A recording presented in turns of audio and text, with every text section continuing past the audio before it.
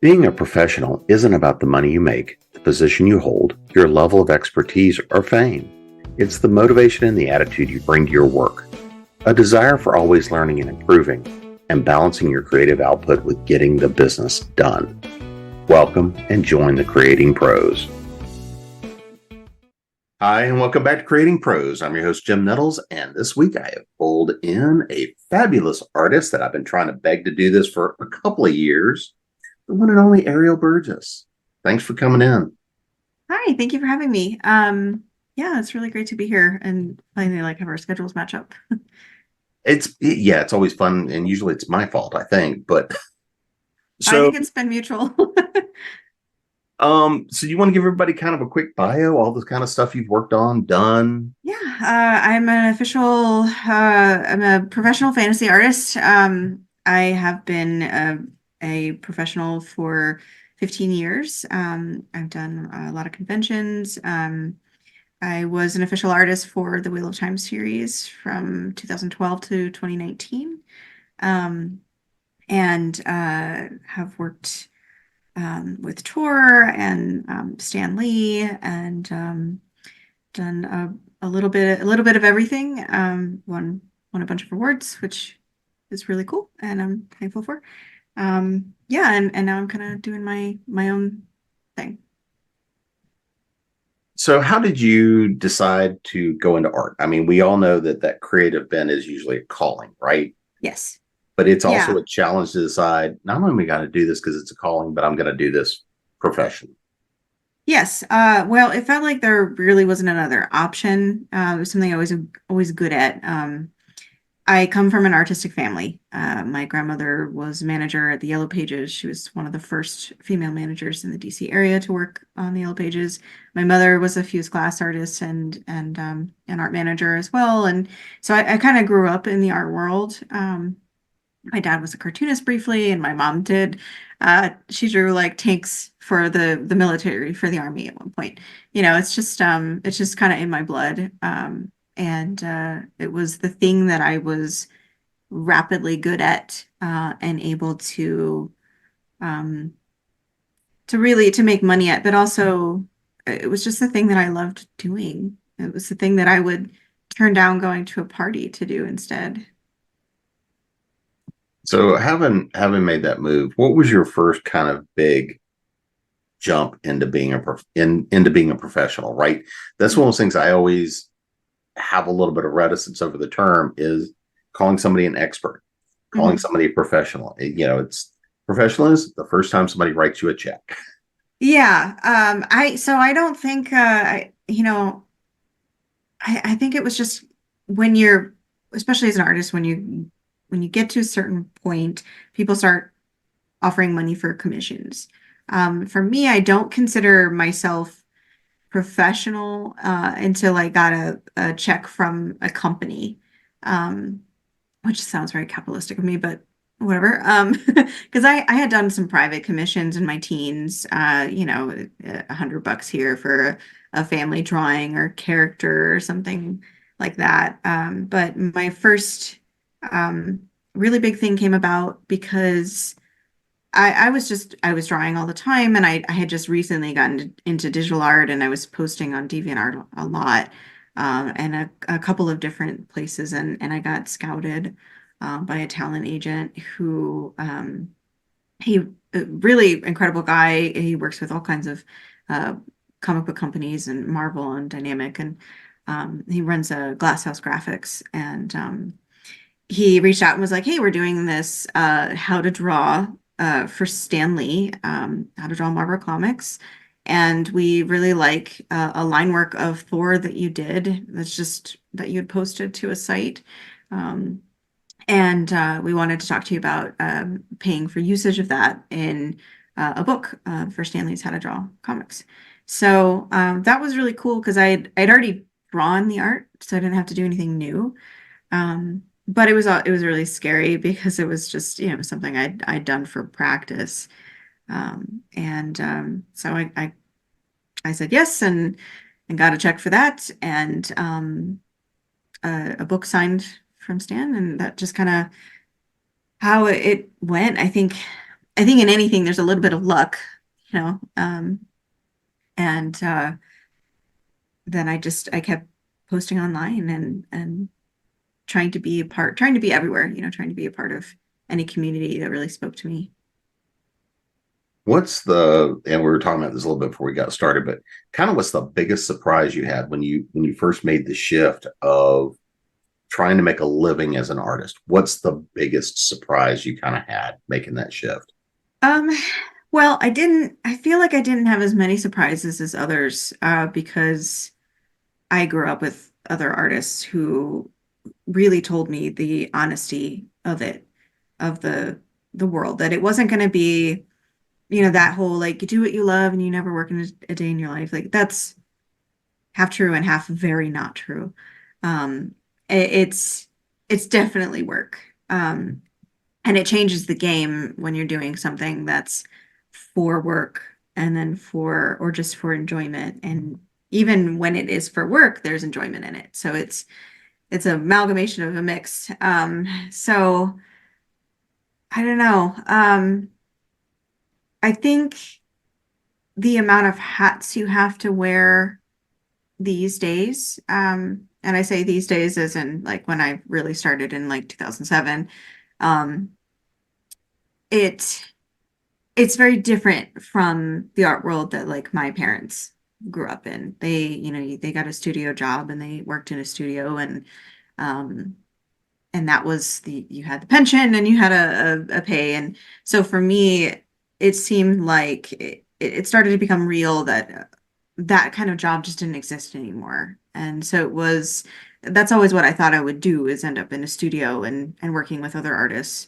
But it's really a lot more, working at home and working alone, and doing a lot more hats where you have to do a lot more marketing, and um, you don't have as much of a team, but you can.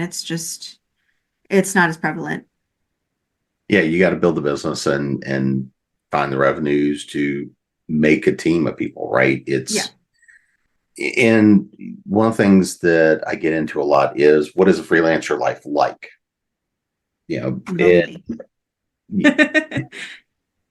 I and there have been large parts of my career where I was doing that, or large parts of my career where I worked for somebody who also had a big freelancer part of my life, right? Mhm. And when you're trying to go through that, I think a lot of people lose the fact that one of the still the biggest things is the marketing side, right? Mhm. It's the challenges with what does it take to build a business and a name and a reputation Mhm. and manage that, and I think, Right.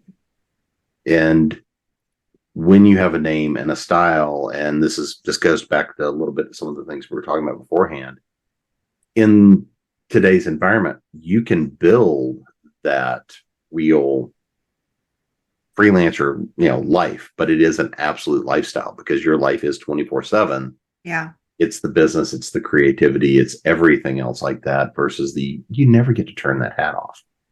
Yeah, and I think it's something that I really warn a lot of young artists or young freelancers about, people who want to just create. Excuse me. It it can be very draining. But it can also be very fun, but that can also steal all of your time. So time management is really a big thing. I have ADHD, and so time management is not my strong suit. So I have a lot of lists and a lot of alarms and management things that help me. And I think it's this idea that you're just going to whimsically make stuff, and then people are going to see it, and it's going to grow, and suddenly everybody will love it. And I think, excuse me, sorry, the air just kicked on.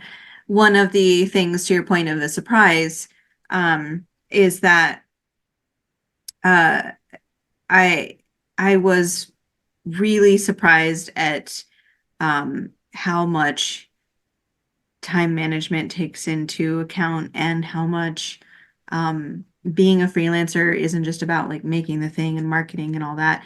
It's also about having to remember that you have to exercise, like you have to do other things outside of that to remind yourself that like you have um, to take care of yourself. And even if you love a piece, and this was a big thing. It's like even if you love a piece and you think it's really great and you think it's you see like that you've improved and you see that, it's got all these elements you think are going to be really popular, that doesn't necessarily mean it will be popular. And so there's a fine line of doing art that you love, but also doing art that speaks to other people. And finding that commercial audience. Yeah. Well, obviously, you managed to find a bit of a commercial audience there, Hmm. getting to hop into Robert Jordan Estate, Wheel of Time, getting to work on that art for that long of a period of time, right? How'd you fall into that one? I really did fall into it. So very similarly, I had gotten a private commission by Wheel of Time fan, and I had been reading the series myself, and I really liked the series. And the commission kind of came at the same time that I was always scrounging the internet for good Wheel of Time art, and there wasn't a ton, which was odd for a series that was so old. But there wasn't a lot out there that was really accurate. Like, there wasn't a lot of that out there besides the book covers. Um, so I wanted to do stuff that was like really accurate, and I was kind of trying to find a good reason to do it because I was going to school full time, and I had gotten this commission to do a private card deck, like not an actual size card deck. It was like 13 cards. And it was a couple of the characters, and it was mostly like people he knew dressed like the characters. So I had kind of started doing that. And then uh, after the commission of like doing his family portraits, I just kind of moved into just drawing the characters myself.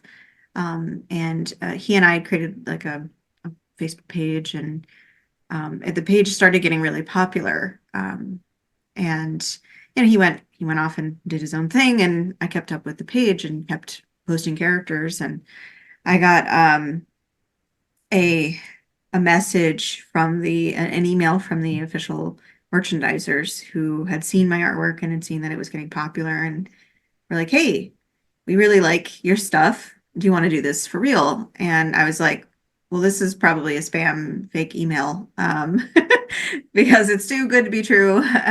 But no, they were like, "No, we're real." So yeah, I started working with them, and first was contracted just to do merchandise through them, but then later had permission and contracts to do my own official art with the estate itself directly. But we all just kind of worked together. Anything that I ended up making, I also did with them. Um, and the card decks took off, and I was finishing college, and was working on cards in the back of class, trying to do stuff. And it was one of those moments where an opportunity came my way, and I had never painted a card deck before. I had never painted this many portraits. I had never made boxes. I never made merchandising. I never done advertising, and we had to do all of that. I learned how to design deck boxes, as well as custom uh, the collector's edition deck boxes, as well as what print bleed was. And I never worked with printers like this. So it was a whole bunch of learning all at once. And that it's just kind of how you have to be is yes, and I'm going to learn along the way. And there's a lot of things now that I look back and go like, oh, I can't believe like it was too dark, or like I should have painted out further so I had room to move stuff. Or I didn't know a lot about printing resolution, so I painted everything pretty small, close to the actual card size. So then a couple of years later, they wanted to make posters of the card art, and when I tried to blow them up, I was like, this doesn't look good. So to go over and fix everything. And so, it's those little things that you learn along the way. And that was honestly, the card deck just turned into, project after project with them. And it was very fun. But I had to learn about um, I'd started as doing a lot of sketches and painting, and I had to learn about like how things translate to t-shirts and mugs, and how those mediums are very different than something that ends up on a book. Yeah, and I mean, this is one of those first things is discovering there's a lot of different ways that art looks and feels. Mhm. And then when you're turning it into a commercial product, Yeah. there's a lot to be learned and done. Yeah, yeah. But it was really fun, and I had such a great team with Tavern Teas. Um, they were honestly one of the best companies to have ever worked for. They were very open to ideas and talking with things, but I had them plus the Jordan Estate being essentially art directors. So I had 6 art directors on every piece I did, and that's a lot of say with one final say coming down to Harriet. Um, and there were times where I very much disagreed with her, what she wanted to do, but she had the say, and so I had to do it. And that's the way that it goes. So that kind of leads into an interesting thing, which is the difference between doing work for somebody else, doing work on contract, doing work on spec, Mhm. and then just doing your own world, your own creativity, that own creative spark. Right. What's the difference for you? Um, so there are times I really miss having that safety net of having a group of people go, this is the deadline, this is when you need to have it done by, and we are going to say yes to this and no to that, and having that fire. Because that's, I mean, really, that's how ADHD people like we motivate really well when there's a fire under our butt.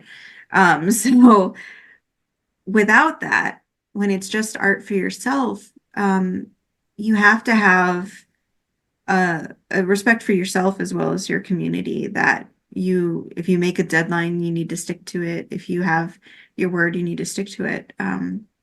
But also cultivating a community that recognizes that you're human, and sometimes things happen and you can't make a deadline.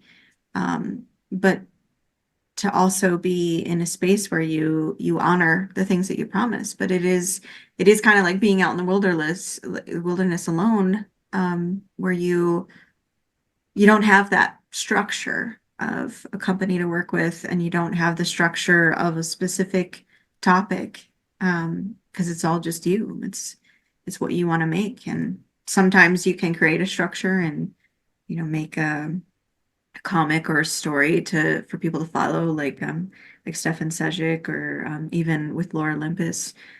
She's created a guidelines to follow in, but when you're just kind of doing what you want to do, it's tough. So, but I also got very frustrated when working with a team sometimes, because there were things that I wanted to do and I didn't get to. Or I learned that when you're working with a company, if you're doing sketches and they ask you for an idea and you do a couple different sketches, never, ever, ever give them the one that you don't want to do, because that is the one they will pick. You go with ones that you are interested in doing and ones that you think look good. And that was something I had to learn, where I would just try and give them a bunch of ideas and they would be like, that one. I was like, no, that's the one I think is the worst. But when you're working with a company, it's not a bunch of other artists. It can be, but usually those people are also more business people, and Harriet was an editor for years, and so it was very different. There was a piece that I did for the Wheel of Time, where it's Perrin and he's fighting a bunch of dark hounds, and he's using a great hammer, just very heavy and big. It's very large on the end, and it has a blacksmith's hammer on the end, so it's a point. Um, and in my original sketch, I had him swinging it over his shoulder, because I tend to think realistically, like with physics. And if you're swinging something, it you don't want to pull your arm out of your socket. And Harriet thought it would be more dynamic to have him swinging it like a baseball bat. And I was like, the Harriet, he'd rip his arms out, and and it wouldn't, it just wouldn't look good. And she was like, well, that's what I want. So that's what I had to do. But it was definitely something where I was like, oh, I hate this. But uh, now doing that on my own, I don't have somebody to really, bounce that idea off of or fight with or um, work on. And there were some things that she picked out, which actually ended up being a better decision in the long run. So it was nice to have that. So, what's your favorite thing about working for yourself? Um, that I don't always have that, that I can just make something that I'm wanting to that I just want to do. For instance, I love pinup art. I've always loved pinup art. I've always done stuff kind of in that realm. And so when I started doing the Wheel of Time, it was very like high fantasy and um, though there is sex that's implied in it and there's nudity that's implied in it, um, there's not a lot that's shown. And so when I did the art, it was very like toned down. So for myself, I can get back to that pinup art. Like I can get back to doing those kinds of things.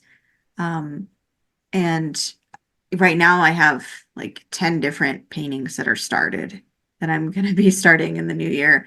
Um, and I can map those things out. But if one of them isn't working right now, I don't have to force it. I don't have a deadline that's saying you have to get this crystal dragon piece done right now. And I can go, you know what? This isn't working and step back from it.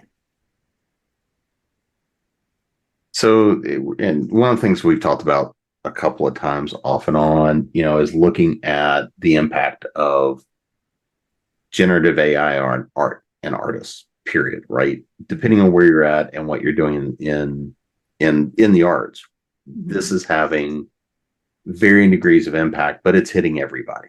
Yeah. One of the things that I think is a challenge, right, is the difference between having people know and understand and appreciation of art and the efforts of an artist and how things work. As a writer, I frequently get into things about Chat GPT or some of the other writing engines and what that means or what it doesn't. Mhm. For me, I've got the benefit of fundamentally, I can look and say, at the end of the day, if I can't write better than a moderately average sixth grader, that's on me. I should be Mhm. able to write better than that. Yes, I can't produce the volume that it can, but I can produce a better quality, or at least I hope so. Yeah. It is a lot of pressure. I think it in that kind of so one of the things to answer a question you didn't ask, one of my least favorite things about being a freelancer is the marketing and dealing with the algorithms and dealing with algorithms specifically on social media. And now it's gotten to a point where if you don't post a certain amount of days and a certain amount of times a week, your stuff gets buried. And it is a lot of pressure, and it is been putting pressure on artists more and more to produce quickly. And it's harder for us to put the time and the care that we want to into something without having it drag on too long. Um, so now that AI has entered the scene, it is impossible to keep up with. And it's very difficult to not feel that pressure that we were already feeling with algorithms to not feel buried that you can't keep up with that volume of um, output. And like you said, it is mediocre output. It's tough as a fantasy portrait artist. I do a lot of scenes, but I'm known for doing faces and people.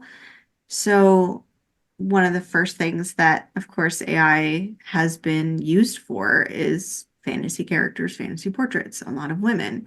Um, so that's like my bread and butter. And it's tough to keep that audience interested in what I do.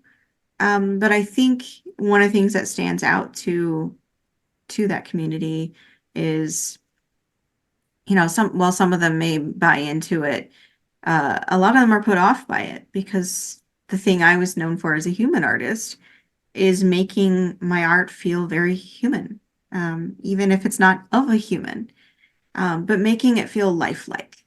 And AI is very mediocre. It's the women all have the same body type It's extremely an unrealistic body type, unless it's painted as very unflattering, and then they're the opposite. Um, and the skin is too smooth. The and the smiles are too big. The hands thing has been fixed, but it still doesn't understand hands very well. It doesn't understand physics. It doesn't understand light. Things don't start and end in a way that they do in reality. Um, but also down to the little stuff like when you draw hair, there are always little strands that stick out that are off uh, on the side, and the hair is always too perfect. And then we get down to the big thing, which is the eyes. Um, and they don't make eye contact well, and if they do, there's this creepy soullessness to them. The So uncanny valley. I mean, yeah, it's the lack of a spark of life. yeah, and so that's something that like I am known for. Um, Now, I mean, you're gonna always find people who want to go cheap and who want to go with whatever they think is cool and cool looking, and that doesn't matter to them. And they're gonna be there. But often those are the same people who wanted $10 for something that took me a week and a half to make. Hmm. So, So, I mean, yeah, there's that audience there thing. well, and so let's talk about that a little bit more, though. I mean, this idea of marketing, because this is at a bare minimum a third, 50% of your time Hmm. is in anything is trying to get the attention of people. I Yeah. mean, the great joy and the great benefit out of social media is it gives global reach, global audience, and the ability to reach and contact and touch people and expose them to work. Same time you're playing the game with the algorithm, right? You've Hmm. got to keep up with enough for anybody to care. Yeah. Um, and as an artist, this is one of the bigger challenges is because okay, great, let me show you a piece of art. Let me show you something. Yeah. And it becomes, is that something in a way that's going to speak to and pull people in? It's one thing if it is a commercial piece that okay, I can go buy the mug, I can go buy this, I can go buy this. Um, but at the same time, for indie artists, when you're doing independent work, I look at it the same way as indie authors and other indie creators. You don't have necessarily the same controls, limitations, viewpoint of other people to tell you, here's what your vision ought to be. Yes. And it strips away so much voice. Hmm. Yeah. Um, is how much of that do you want to share with the world, knowing that, especially in the world we're in now, how stuff's going to be grabbed, ripped, shared. Hmm. In the past, you could take a piece of artwork and have it a low enough resolution, somebody's not just going to go print it off on a piece of paper or something like that. Some people do.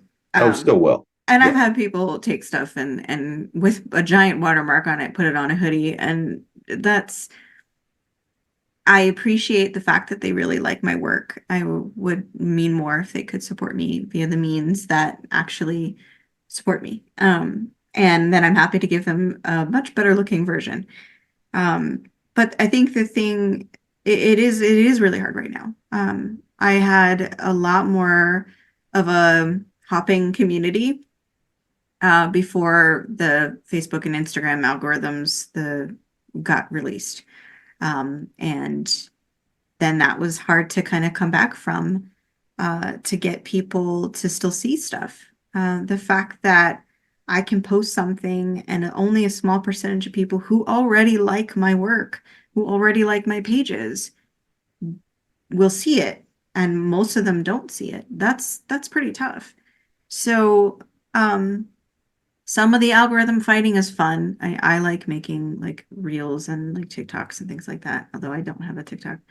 I think I was very done with making even more social media. And that's the thing though, is because there are so many algorithms and there are so many social media outputs, stick with what you can uh, keep up with.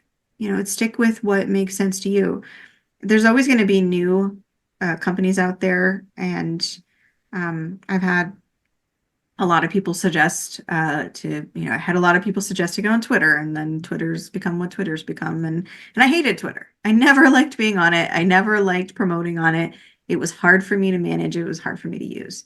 And I found that if you try to make everybody happy and you try to be everywhere all at once, there's no time to create. And then if there's no time to create, there's definitely no time to like feed yourself and exercise and take care of your body. So choosing where you want to put your energy and then learning about those spaces and pushing for them. And then like dealing with the AI stuff. There's a little bit of like those horse blinders that you have to put on just to make anything. Um, but it is tough because you also do need to pay attention. What's your favorite thing to work on? I mean, because we all have our thing that just, even if nobody else ever sees it, we go create it because it's a fun thing to do, right? Yeah. I don't know that it's always it moves. I think the thing that I try to think about is like artists are people and people are complicated and we're a mix of um life experiences and things that we like and none of us like only one. I mean, maybe somebody does only one genre of music. And so we like multiple genres of music. So for me, like the thing I've been really on lately is dragons. Like I've been doing a lot of dragons, and it's been really fun. But I'm portraiture. I think the thing I always come back to that always makes me happy is subtle emotion. Um, to paint somebody uh, with a lot of thought behind their eyes and to have, it's fun to paint somebody who's like screaming and yelling and there's a lot of lines in their face and emotion happening, but it's also really fun to paint like right before that moment when you can tell something's ruminating and it's about to happen. I always like the moments before. And so that's something that I always focus on. And any piece I do, whether it's I'm doing pinup or I've gotten into gothic art or I'm doing dragons or I'm doing armor and high fantasy, it's that like moment before. Um, and I think fantasy speaks to me more than science fiction, although I grew up in a very science fiction oriented family. It We watch Star Trek every night. I've seen all of Star Trek ever. And but I was more I liked like Lord of the Rings and I liked more of the fantasy stuff. Witches are probably one that I do a lot of. I'm about to release a calendar that's just witches and dragons. So it's, that's something that I find joy. But the dragons thing also kind of came out of spite, because I was doing a bunch of gothic art, which I really like. I grew up kind of an emo kid, and I liked the gothic stuff. I liked the really like vampire-y kind of thing. So I was doing a bunch of vampires, and I had a guy who came up to me and he looked at it and he was like, I think it's probably not going to sell as well because it's not happy. And people like happy art, and you should paint more dragons. And I looked at him and I thought, I'm either never going to paint dragons again, or I'm only going to paint dragons, and that's all I'll ever do, just to spite you. And it actually ended up being that I just really enjoy them and it's really easy. It's fun to paint them and I don't need as many references and um, they can have lots of different looks to them. Spite's a wonderful motivator.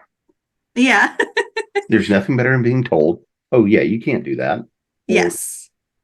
That's pretty much how I've lived my life. Every art teacher I've had who said I couldn't do a thing, it was like the only thing I focused on. Uh, so. Looking at kind of the lay of the land and where everything is at. What are you looking and hoping to happen for you next? What are you really wanting to get and grow? Because you've done a tremendous amount to still be as young as you are versus cranky old guy that I am, right? Um, well, It's funny because I feel like I haven't done very much at all, but at the same time, I've done a lot, and I'm old and I'm tired, and everything hurts, and uh, and get off my lawn. So, you know, That's the name of my team is Get Off My Lawn. oh, Uh, yeah. Uh, what was the question again? well, what are you wanting to work towards next, right? What's Yeah. that next big thing for you? Um, I I would really like to be a part of a series again. I think I'm always going to be freelance and do my own thing.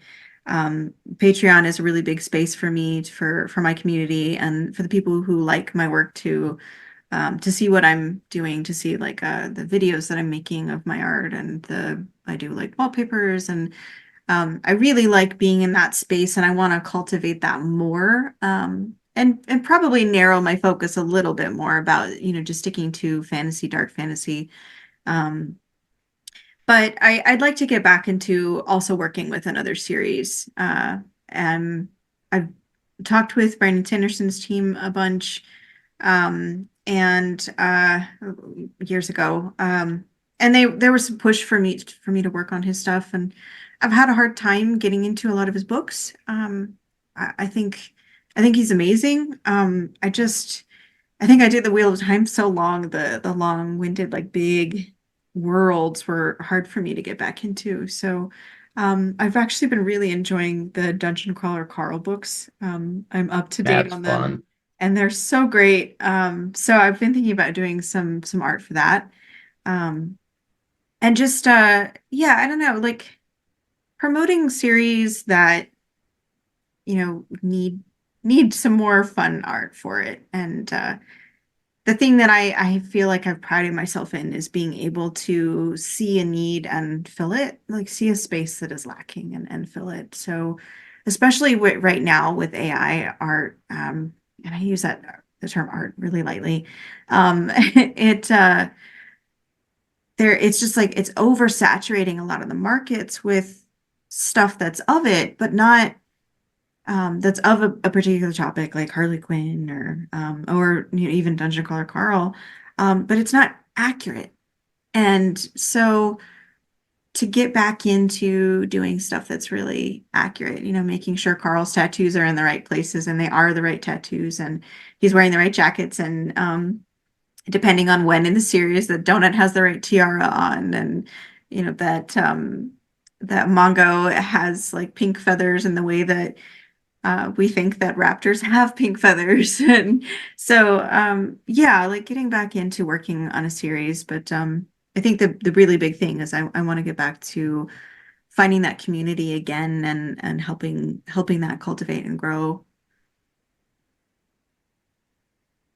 Looking at, and again, let's just sort of dive a little bit into the impact that AI has had because it's impacted everything and everyone. There's no other way. I mean, about I think it was October, November of last year. So a little more than a year ago, I was talking about here's the impact of what's finally coming, what's been released and that sort of thing. And it was just on that cusp. And I was talking about what I expected the legal ramifications to be and the creative ramifications. And a fair number of people told me I was crazy at the time.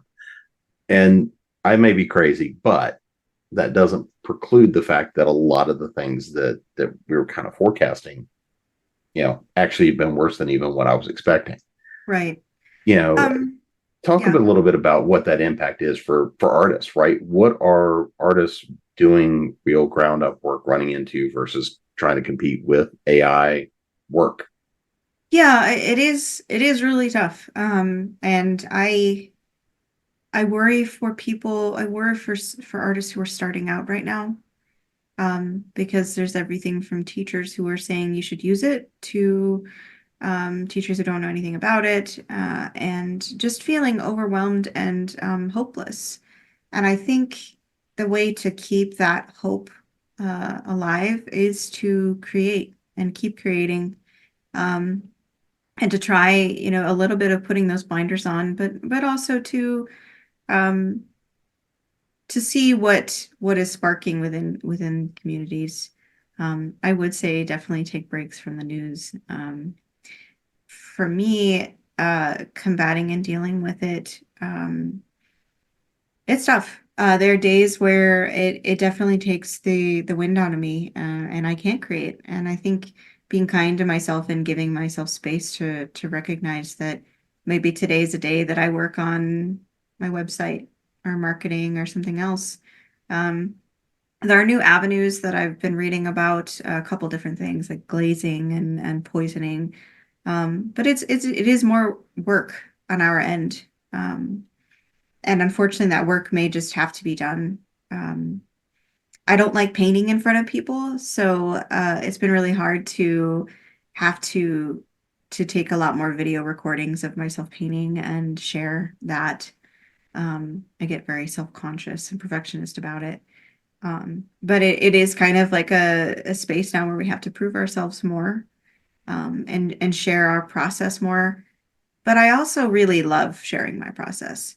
Um, I I like um, getting to show people my how my brain works and how things come together because I like to watch other artists do that, and I get inspired by them. And one of my favorite things about art, whether it's being a painter, creator, of physical media, or you're a writer or any kind of artistic endeavor, is um, that it comes from this place of like wonder and curiosity, and and that it comes from it's almost like puzzle solving, constantly.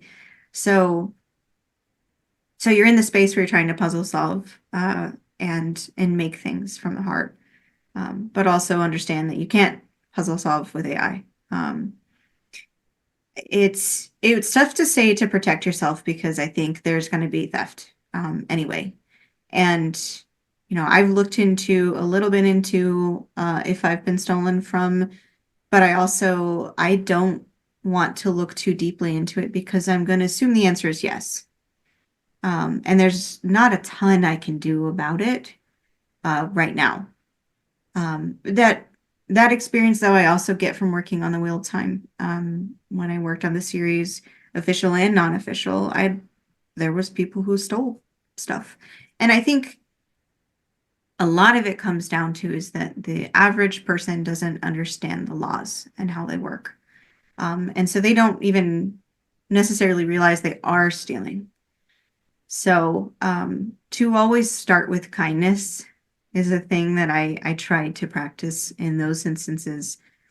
And when it comes to AI, that one's tough, to start with kindness because people are very combative about it, whether it's using it or not using it. And I get that it makes me angry enough that my blood pressure gets unhealthy, um, because it is violating to have everything I've ever learned be scalped.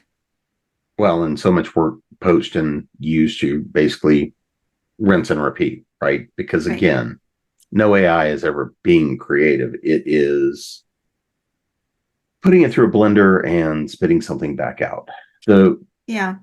I mean, the one thing that I continue to hold on to, and maybe this is the old cranky guy in me screaming, "Get off my lawn," is that the act of creation, the act of art, is one of the most ancient things that we have. Storytelling and putting a picture on a cave wall. Yeah.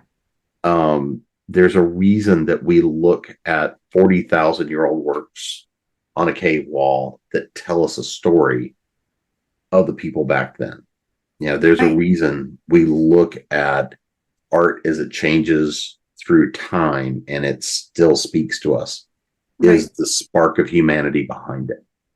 Right. Um, And that's the thing that I find is concerning within the community is that, for one, ask any artist, to learn how to draw, and the answer will often be, yeah, I'll give you some tips. Now, there might be a, hey, there's a fee if we get too deep into this, right. but um, artists usually like supporting each other, and any kind of creativity.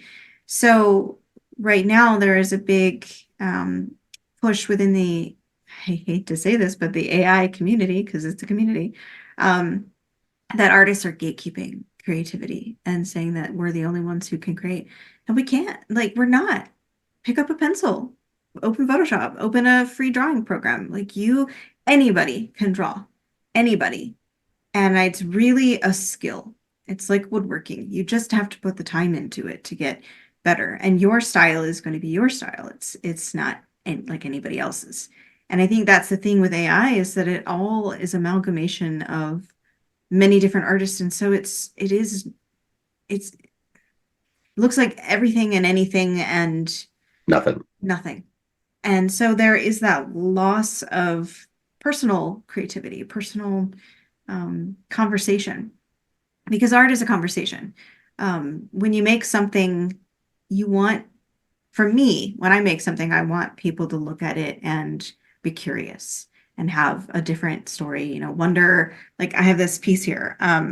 Where's she going? Is she running from something? Why is she so sad? Like, why, it's just there are a lot of questions. And for me, it started with I wanted to do something cool and kind of like uh oh gosh, the movie with Harrison Ford and very futuristic. I always Blade forget the name Runner. of it. Yes, Blade Runner. I wanted it to be very Blade Runner like, but not very specific and just kind of started there. But I want art to be a space where you can look at it and have your own story, have your own idea. And we do that with galleries. We go to museums and we look around and we all wonder, how was the artist feeling? What were they going through? Why did they choose this piece? And why did they do the brushstrokes this way? Or, why is this person look so downtrodden? Maybe it's just the 18th century and everybody died young. It's just there's a story behind it. And so with AI, like there isn't a story and there isn't, it's just like cool. Anyway, and I think it actually the hopeful part in me feels like it's going to lead to people wanting more things made by people and wanting um more art that isn't just pretty, art that makes you think. Art that has soul. Yeah, And I yeah. mean, I think that's something we've talked about because I mean, I love your stuff. We've stood and talked about some of the pieces, and but again, to me, it fundamentally boils down to is it work that has soul? Mhm. Because Mhm. it may be pretty, but it doesn't resonate. But Right. again, to me, I've found the same thing in written word. I've found the same thing in music and art and film as we're looking and seeing more and more. What does or doesn't have that little spark, that energy of humanity behind it? And to me, that's one of the most important things that we're already starting to see this cycle kind of burn through. The novelty is burning through. And now that the novelty is burning through, the question becomes, okay, what do we do next? How do we do better? Yeah. And So I that's could, to me the hope for the future. yeah. And I do understand the argument that it could be a cool tool. As a digital artist, I mean I started out traditionally trained. I was always drawing as a kid, and then it turned into being trained by a family, and then going to art school and being trained in school, and then starting to learn digital in school and out of school, and becoming a digital artist came down to wanting to learn and wanting to try new avenues. I was always interested in the different ways that I've used Photoshop for a long time, and it wasn't specifically because I was an Adobe like fanatic. I had access to it, and that was the thing that I had access to with a pen tablet, and kind of went from there. And I liked learning about the ways like that you can do things. And to me, it made more sense than to try and hit my head on a wall trying to like work with watercolors and wait for them to dry and get the right paper, and that I could just I can make watercolor on Photoshop. But up until more recently, the watercolor in Photoshop was very unrealistic and it didn't look good. So now I can make something a little more watercolory, and it's fun to play with, but it also makes me want to go sit down and play with the traditional thing. So I like learning, and I could see how AI would be great for helping create textures or even references. It takes so much time for me to make a reference because I usually start with an idea, and I sketch it, and then I will work from there. But if I'm going to do a hyper realistic piece, for instance, I tend to need some realistic references to work from with good lighting. And I use photo references because most of the time I don't have access to all the models that I need. So uh, having to find photo references takes a long time. And then I tend to put them together in this kind of Frankenstein thing that then I work off of. Um, and that that takes a lot of time. So I could see how, using AI to do that would be great. But I get permission from the photographers, like the art that I use, the stock photography. I either pay for it or I go to places that are offering it for free or find ways to support the artist. And uh, I have permission to do that. So if I'm doing referencing with AI, I want, excuse me, those artists to be compensated. I want them to be able to also live with the what they do with taking photography, like, photos. And that's really hard work. I'm very thankful to the reference artists out there. So I see how, it could be a really good tool in a lot of ways.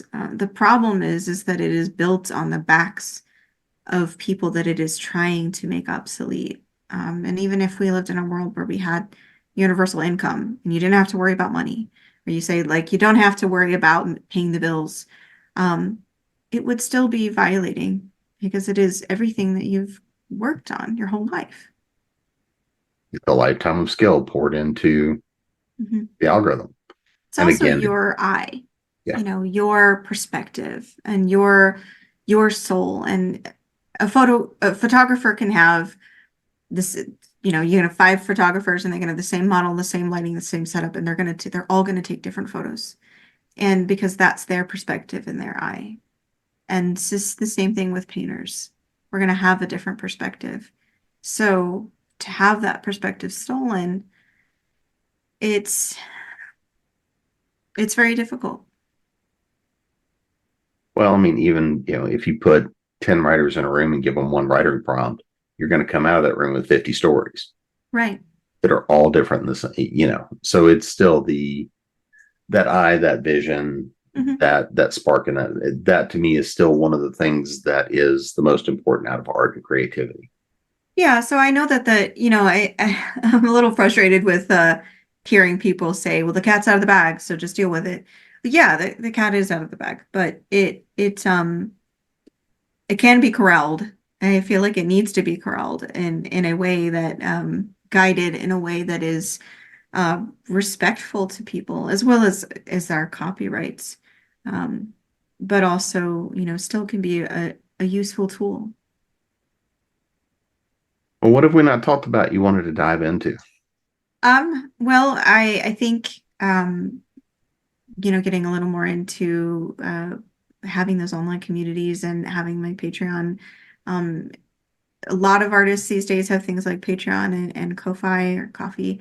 Um, it Supporting those spaces, if you don't like AI art, or even if you do like it, but you still like some real human artists, um, support those spaces. Like most of us have a small amount that is, my lowest amount is $3. So with $3 a month, you get to see like the things I'm up to, some of the stuff I'm currently working on. You get phone wallpapers, you get desktop wallpapers, and so and for me, like I have multiple tiers that you get like video stuff and you get time lapses and chats with me, or I have a Discord where we can do gaming sometimes, or like I do live painting where I just like listen to music and we all talk to have those community spaces. Like that is like it gives me so much life and I love having those spaces. So sharing that Patreon, that gives me the space to not only keep doing what I love, but also to keep working, like to go back to working more with companies, because at the end of the day, we all only have so much energy. So that is what helps keep me being able to create. So, somebody wants to work with you or find your stuff, find Mhm. Patreon, support all that kind of good stuff. Where can they find you and track you down at? So my website is artistarielburgess.com. It's pretty simple, and I've got all my links there. I just rebuilt the whole thing to make it a lot easier to use. So um, you can find my merchandise there. So I'm currently making a calendar. So that's about to come out tomorrow. Um, and you can get mugs and t-shirts and hoodies and things, but also like prints, and but also you can find my Patreon and join the conversation there. My Patreon is Dungeons and Dragons themed. So there, everybody has, each class has like a mix of class. So like I have vampire rogues and Gorgon Rangers. So it's a mix of monsters plus D&D classes. So I call them my mythical monsters. And I'm currently this year going to be making uh, mascots for each group. And they each have like their own um, perks and unique attributes that they can go to battle for. So it's really fun to have like a really fun community doing that kind of thing. Well, I appreciate you hopping on and always good to see you and catch up a little bit. Yeah, thank you. Thank you for having me. Absolutely. And until next week, this is Creating Pros.